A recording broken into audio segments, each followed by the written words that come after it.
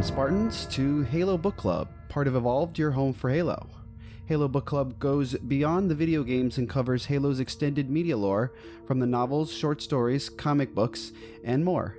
On today's episode, I will be your host, Lucas, and today with me is Aaron. Hi, guys. It's just the two of us. It has become the Lucas and Aaron show, I feel like, the last few weeks. It has. We have slowly taken over everything. We will be leading a coup shortly to secure Evolved's future. Stay tuned for more details. Everyone's been a bit busy this last while.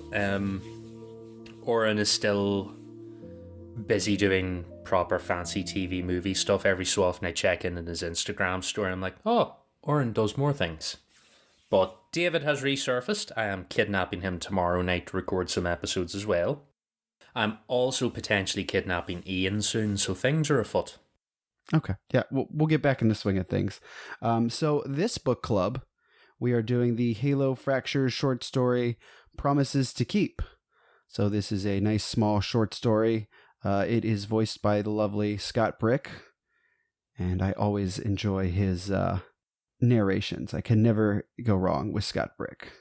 Before we get started, let's go through the socials. If you're new to the show, welcome. Halo Book Club is a part of Evolved that hosts other Halo shows. Is a sub-show of Podcast Evolved. We do Mission Debrief, Builds of Blocks, Halo TV Plus, Halo Gear Guide, and Halo Headlines. Evolved also partners with HCS Pro Talk, a podcast where Josh and Will discuss the latest information within the competitive Halo scene, with an emphasis on community every week. You can learn more about each show at Evolved's website, evolvedhalo.com.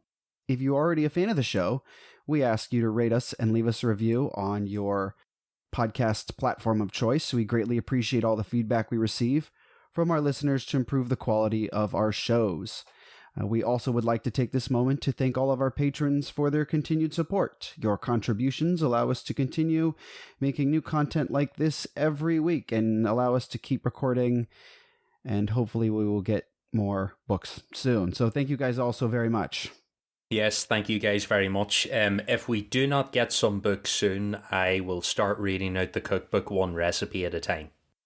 Yes, we will have 5-minute episodes, just one recipe at a time. But you better not fluff it like all these YouTube instructional videos do. You just got to get straight to the point. What if we just record my audio from the kitchen as I attempt to cook each meal and have a nervous breakdown? That could make for an interesting show. That could be an interesting episode. So, all right. So if you are not subscribed, our patrons received a variety of exclusive rewards, such as early episodes, unique swag, access to our podcast soundtrack, and more. You can head over to patreon.com/HaloEvolved to learn more. And finally, we encourage our listeners to support Audible, where they can enjoy the growing collection of Halo novels, all in one place, along with thousands of other novels, guided wellness programs, and more. Use the URL audibletrial.com/podcastevolved to learn more and start your free trial today. Any audiobook recommendations, Aaron? Actually, yes, I do, while we think about it. I downloaded the Lord of the Rings books. It turns out, I think last year they redid the audio versions, so I think when I looked before, it was like, there was like the BBC dramatized radio show, and there was another audiobook version, but now I think last year they got Andy Serkis to narrate all 3 books. Who is Andy? Andy Serkis is Gollum. Oh, okay. Okay, that's pretty cool. Andy Serkis, he does all that CGI stuff. He was Caesar in the Planet of the Apes. He's also the guy that stole the vibranium out of Wakanda, if you're trying to think of a face. I forget what his character is in the Marvel universe as well, but he does a whole lot of stuff. So he's very good with his voice work and that. So I've been enjoying it so far. I'm still only on Fellowship of the Ring. We've only made it as far as getting to the elves. No spoilers. I'm trying to think, actually. I am quite far into it, but yet not that far into it. There is, I watched a YouTube video recently where it took the Fellowship of the Ring and it compared the books to the movies, and when they leave like the Shire, like it takes them years before they leave the Shire. It's not as what's it called? It's not as like quick as they are in the movies, where it's almost like a few days go by and stuff just happens.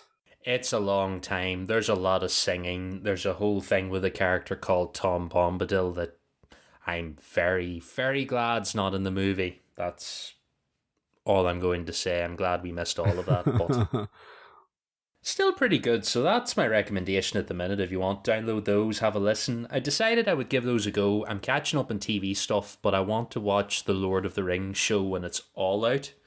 I don't want to watch week to week, so I figured I would watch a few other things. So I'm watching Stranger Things at the minute.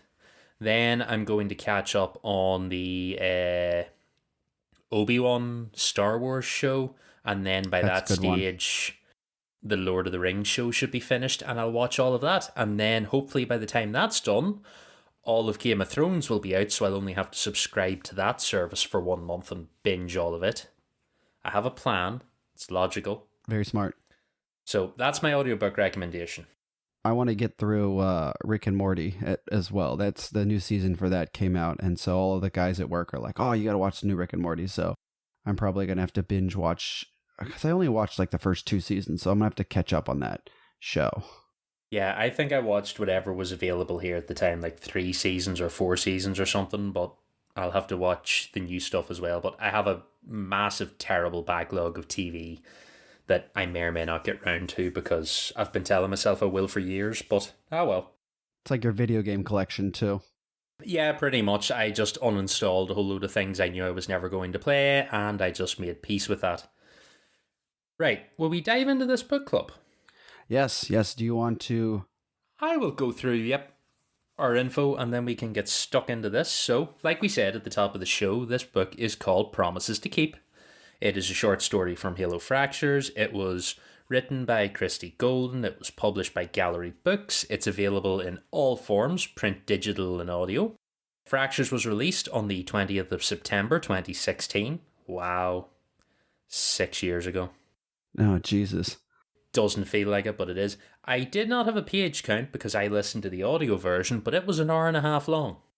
I'm guessing this is 60 pages? That seems like a ballpark figure off the top of my head. I can see 60 pages. It's quite a substantial short story. Let's see. We have a little quick summary here that says that the story takes place in the closing days of known Forerunner history following the events of Greg Bear's The Forerunner Saga.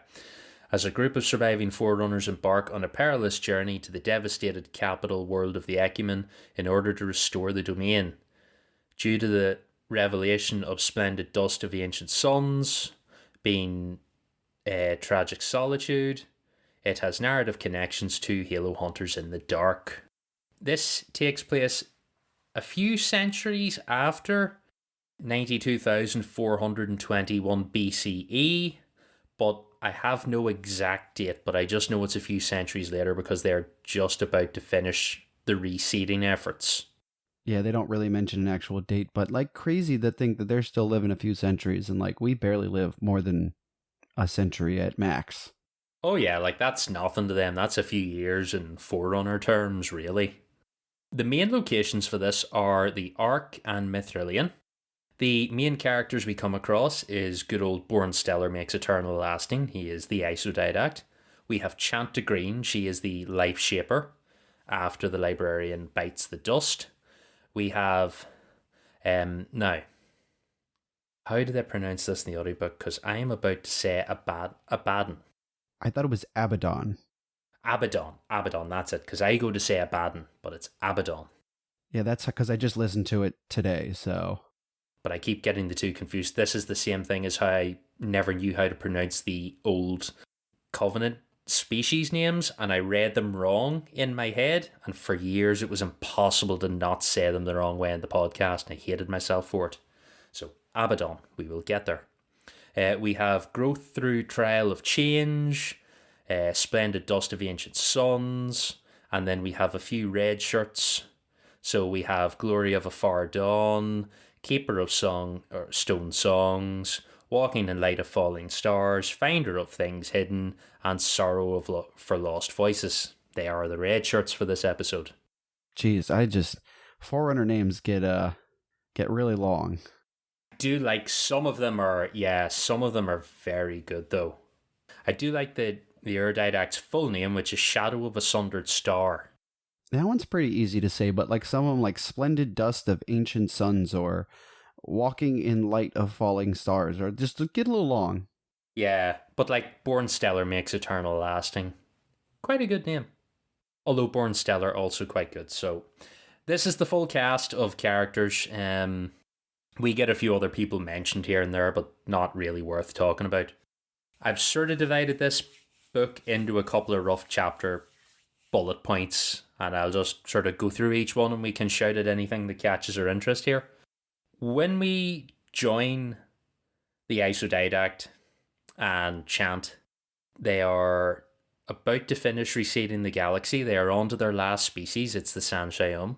They're about to release them from cryo and start the rehabilitation process. Before that, there is like, I think it's like maybe like a minute or two where they're talking about, it's right as the Isodidact and the librarian reach the Ark, because there's a point where the Master Builder discusses putting all the humans on a halo ring. Oh, he's yes, this is part of what's going on here. He's having these holographic flashbacks.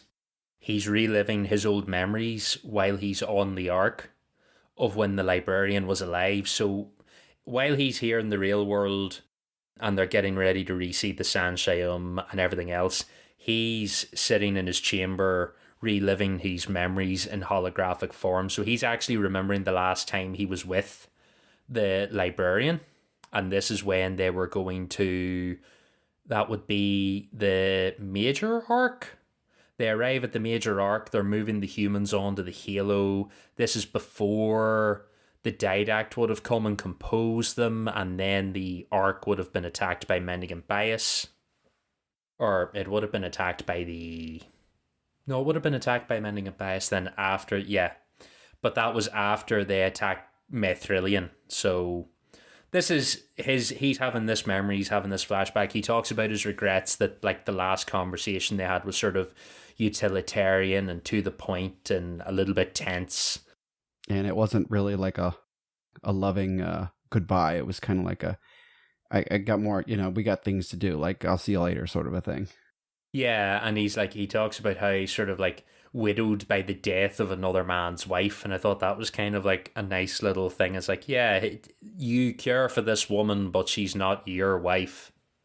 You're not her husband. You're just like the copy. He's sort of reliving these memories, but he's also mentions how it's finally clicked in his heart that she's gone, because he talks about how he knew rationally she was dead, but he kept reliving these holograms just to like see her, and then one day his like escapism doesn't work and he's frantically going through the files realizing he's at the end of it and he has no more recorded memories of the librarian.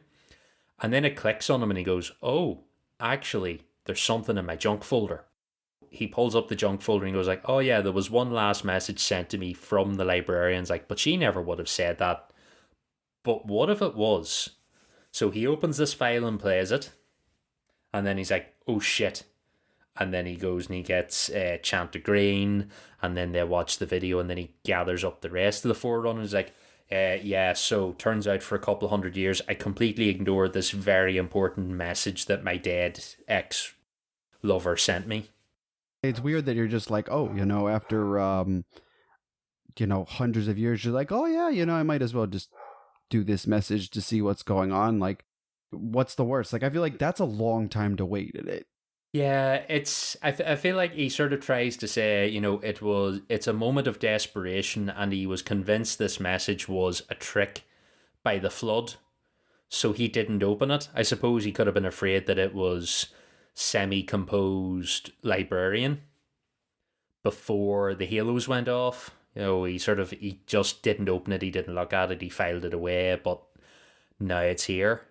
And then he actually finds out that it's a message she sent to them with Catalog, who was with her on Earth before the halos fired, basically saying that, yeah, the Flood told me the truth. When you fire the halos, it's actually going to destroy the domain, because the domain is actually the Organon, and it is on Mithrillian, We've had it all along. It's been right under our nose. And when you destroy it, the Urdidact, who is locked away in Requiem, is going to go insane because he's not going to have the domain there to rehabilitate him. He's just going to be locked away in a cryptum with his own thoughts.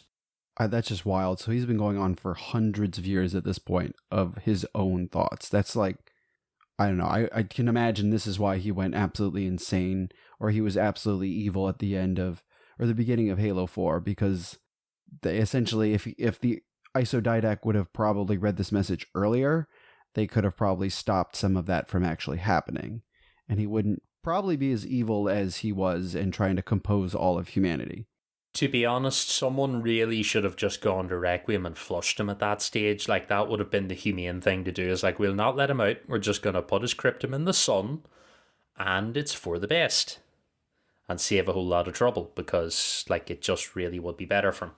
But yeah, no, this is what they then figure out. So they make a plan. They've already been deciding as Forerunners what they're going to do when they're finished reseeding the galaxy. And they've all agreed the best thing to do is to leave the galaxy and stop interfering. Up until this stage, they hadn't really thought about it too hard because they had species to reintroduce, work to do. But now that they're on the last species, they suddenly realise, oh, actually, we need a plan now for the next step. So they're like, right, we'll go back to Mithrilian. We'll get some more ships. We'll get the slipspace crystal shards for fuel. And then we're going to go off and leave the galaxy. But while we're there, we'll take a look for the Organon and we will attempt to repair the domain while we're here. They grab the Audacity, they take the crew of red shirts, and they go back to Mithrilian.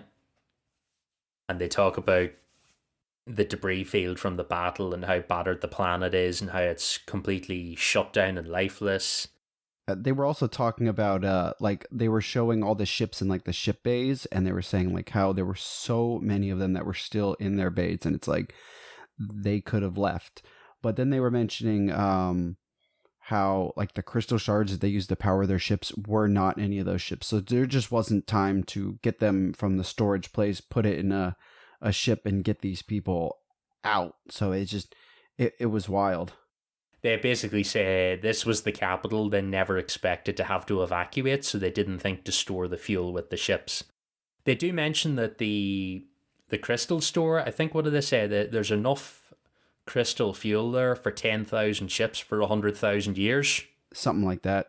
Because this is, if you remember back to Point of Light, it's a similar crystal shard that Guilty Spark takes the crew of the Ace of Spades to get, and he helps use that and a seed crystal to enhance the Ace of Spades. So it's like the best human ship in existence now. So these are the same crystals. Like, if you could get one of these and a seed crystal and slap them in the infinity, you would have made like an Uber ship. That would have been awesome. The other thing that was crazy was the that splendid Dust of Ancient Suns, the first counselor. He has this key that, like, unlocks, it's what he calls it a deadbolt. It's like a deadbolt key, and it's part of his, like, uniform or, like, his, like, gown or whatever. And I think, I don't know, that, like, all these counselors just have all these secrets and all these, like, cool it all kind of reminds me of the Covenant, where, like, the prophets, like the prelates, like, they were made illegally, I guess, if you would say. Like, they were made with stuff that was given to them by the Forerunners that they're not really supposed to touch and do with. So, but the prophets were like, yeah, we're going to keep all this stuff and do secret things on our own. And that kind of reminds me of what the council is like for the Forerunners. Yeah, and then all this stuff that they have, Dust tells them, oh yeah, no, we have all this stuff locked away in a vault called the Mysterium. You're like, oh, that sounds dodgy. And then they get there and they basically find out it's the Forerunner equivalent of the warehouse in Indiana Jones. Just never ending rows and rows and rows of all these things. Born Stellar's walking through the halls going like, oh yeah, the answers to everything is in this locked away. And then they find out that the Organon, Dust basically tells them, oh yeah, they found the Organon years ago. It helped the ancient Forerunners commune with the domain, and we took the entire device and we built all of Mithrilian around it. We transported the whole device here, we built it round it, we then tried to have everyone forget about it. What happened was that Abaddon, which is the AI that lives in the domain, sort of like the guardian of the domain, his name gets corrupted over time and rumours and becomes Organon. And then this becomes like the ancient precursor treasure that Born Stellar's actually on the treasure hunt for at the very start of the Forerunner trilogy. It all comes full circle again. But then we find out it's actually been here the entire time. So they go first, they get the crystals, then they get to the ship bay. When they arrive at the ship bay, there's a recorded message from a counsellor who was trapped in the ship bay and sealed the doors and wouldn't let the people evacuate because he knew there was nowhere to escape to and they were all going to die. And then everything shuts down, the ship shuts down, and then Abaddon announces himself to the crew, and basically the power of his voice like causes them all to drop to their knees in pain, asks who they are, and then they realise, oh, we're stuck here now. We've got 3 days worth of air and supplies in our suits, but we need to figure this out because we can't get away. It didn't seem like, when listening to it today, it didn't seem like they were like in actual pain. It was like they were in like fear and like, because they're talking about like everyone's skin kind of went, like, you know, when your skin goes pale because you're so afraid. It was kind of the same concept. I'm sitting here like, I don't know, maybe they're just not used to something that terrifying. I don't know. You see, it was, I think the didact says he just bites his tongue so that he doesn't scream out. So that was my thought was, oh, this is like actually physically painful for them to experience this as he shouts at them because he's so like large and powerful. I can see that. They get onto the shield, or the shield world's a bit of an understatement, but they get onto Mithrilian. They're making their way towards the council chamber, and then they come across these like spidery creatures, and then they realize, oh, these aren't spider creatures, these are like butchered, bastardized versions of crawlers, but a sort of organic crawler that Abaddon has created. Yeah, they were different, and the isodidact like specifically points out, like, he's like, I know they're different because I am the one who created them. So I know these are not what they're supposed to look like. And they were never on Mithrilian because he created them later, so they shouldn't be here, but yet they are. So they fight their way through them, they make their way to the chamber. Abaddon then reveals himself in giant holographic form.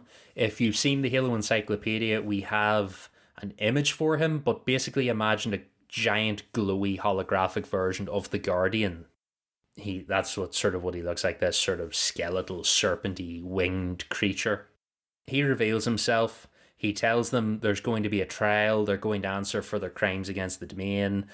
Dust and his 2 red shirts, who are Glory of a Far Dawn and Keeper of Stone Songs, they both stay for the trial, and the rest of the team jump down the lift shaft basically and head to the bottom to continue looking for Abaddon's core.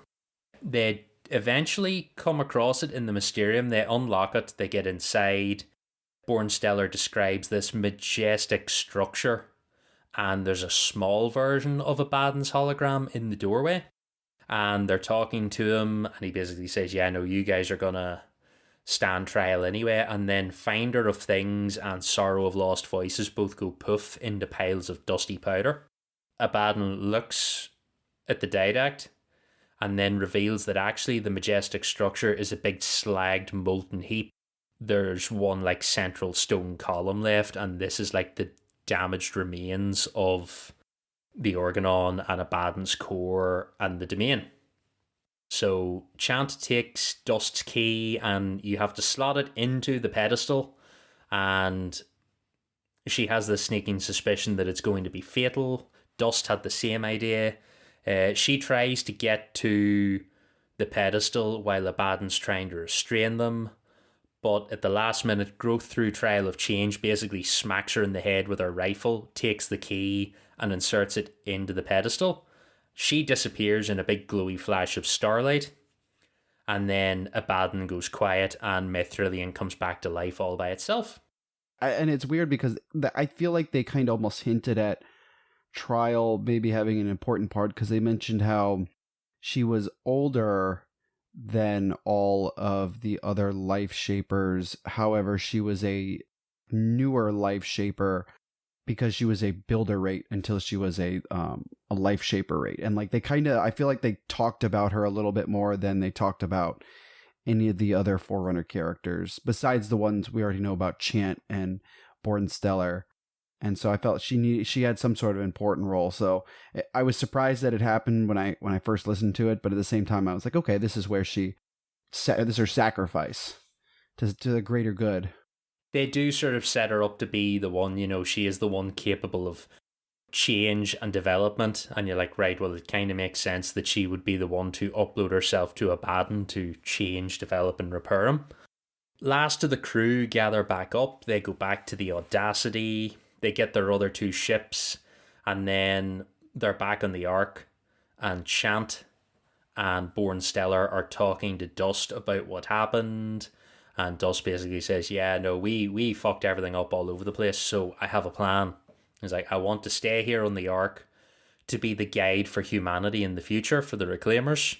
I want to help them on their way to claiming the mantle, so I want to become a monitor. Born Stellar ends up agreeing. They turn him into a monitor and he becomes Tragic Solitude, which we learn then is the AI that we never knew about, because we never actually encounter him in Halo 3, and the only time we get mention of him is in Hunters in the Dark, and at that stage he's suffered the same fate as Guilty Spark and gone insane. And he becomes a bad guy.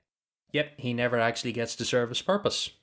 And then the rest of the Forerunners gather up onto their ships, make their plans, make their final preparations, and then they head off out into somewhere.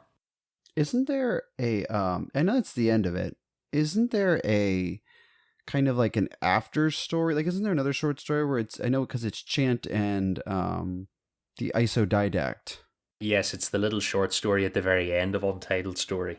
Yeah. And so they're kind of, because they also did mention in the actual Promises to Keep in the beginning of it, where Chant and the Isodidact kind of had like a fling. They had like a, not even a one night stand. They were kind of like friends with benefits, mourning over the death of the librarian. And then they cut it off. And I guess after this, they reconciled. I think really Born Stellar's like, am I trying to fill the void in my life from the loss of the librarian, the wife I never had, with her, chosen heir? And then eventually realize, no, we like each other in our own right. So they get together. And that's the final thing they talk about, is maybe we'll go to a world somewhere where we won't need our armor and we can just be ourselves. And then you cut to the little untitled short story at the very end, which catches up with Chant and Born Stellar, and they're on this world. They have a child together. They're farming. And then Born Stellar basically goes for a little walk back to the Audacity that's parked up and has a look at his armor in storage and just thinks about life and how things are. We don't know when that takes place either, but I like to hope that that's modern day Halo. I like to hope he's still out there somewhere. If only. Do they live that long? I don't remember how long they're supposed to, Forerunners are supposed to last. Well, the Erdidact was born in 110,225 BCE, and by this time at 97,400, he's now in the Cryptum, so he was about 10,000 years old, closer to 15, at the stage they locked him in the Cryptum, and he wasn't that old when they let him out again. He was still in the prime of his life. I think there's there's really not much of an upper limit on a Forerunner with armor. And even without armor, I think they're quite long-lived, so they could easily, I think, live out to still be alive now. There are Forerunners, I would assume, still out there in the universe hiding. I could see that. Overall thoughts? It's a good little short story. Definitely ties up. There's not much in the way of story between when, the Halo fires and humanity. What's it called? And humanity becomes like a spacefaring race. There's not much in between. So the way, so they kind of have some fillers. It talks about the reseeding of the galaxy and what happened to all these Forerunners that were left on the Ark? Because, after the Halo fire, there were still some alive. Yeah, so like you get this, you get Halo Rebirth. That's another short story that was originally like a secret chapter that Chloe Burr wrote, and it used to be hidden on Halopedia or on Halo Waypoint. And they released that recently. You can get the free PDF version, and it's on YouTube as well.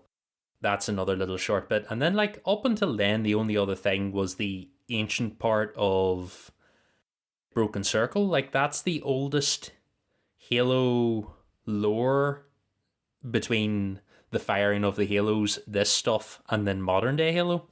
It's like the formation of the Covenant. There sort of isn't anything in between those two. That's it. So this is nice. I would love some more Forerunner stuff, but I suppose then you would be filling in the blanks of what happened to Born Stellar and Shant when they went off out into the galaxy or other galaxies. We could probably, do something not related. I don't know. Maybe there could be some book about the Didac and one of his battles against humanity, or some things like that are more kind of like a prequel to the Forerunner trilogy. I don't know what else I would really want at this stage because we've got so much of the missing pieces. It used to be stuff like I would have wanted to know about the precursors and that, but I feel like we got a lot of that with Point of Light. We got sort of the mist stuff and everything.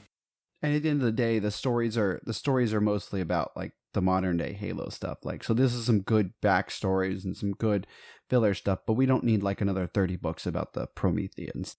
The fact that we struggle to like think too much about where we'd want the gaps filled in is a testament to just how good the Forerunner trilogy is. Like, they hit so many points and they cover so much so well. You're like, yeah, they really didn't leave much left that would really like do it. There's the odd room for a short story here and there. Like, if you gave me something this length about Shant and Born Stellar, I would take a bit of that. If you gave me a story about maybe something a similar length about the precursors running from the ancient Forerunners and creating the Flood from the precursor point of view, that might be cool, but I don't think I need a full big story. No, I agree with you. For myself, like, I enjoy this. It's a pretty good story. It's nice to get back to Mithrilian, to know that there is stuff out there. There's the possibility of finding the crystal shards and the Forerunner ships and the rest of it all just stored away there, like this treasure trove of stuff. I would say Mithrilian is still there, so like humanity and stuff can still find it, so like that's still a possibility. Is it one of the lines at the very end of this, or else it's somewhere else? But I think one of the last things they do is like seal up Mithrilian, so like it's just a planet out there somewhere. Oh yeah, because it looks like they kind of close it. Pretty sure it's this one. They kind of close it up so it doesn't look like the weird slices that they. Yeah, it's there's artwork of it now. It used to be kind of hard to picture, but it's basically sliced into. They're not segments. It's just like plates that slide out, but it can all seal back up into a ball again. So somewhere out there's just this Halo Death Star. Yeah, and then it's gonna split open. That's one of my favorite pieces of artwork someone drew. It's just George adrift in space after the slip space incident above Mithrilian. It's just like, there's a book I want. Of course it is. I know. I have to get that in occasionally somewhere, just to keep everything going. Right. Oh, we have a little bit of trivia. Not much to talk about, but just a little bit. Like we said, the Guardians appear to be modelled after Abaddon. When you see the artwork in the Halo Encyclopedia, you'll know what I mean. It's also on Halopedia if you don't have the encyclopedia. Abaddon is the Hebrew word for destroyer or destruction, and is also the name of an angel turned demon in the Bible. And the Organon is the name of the collection of Aristotle's 6 works on logic. So they are all real things. That Halo just loves to make biblical references.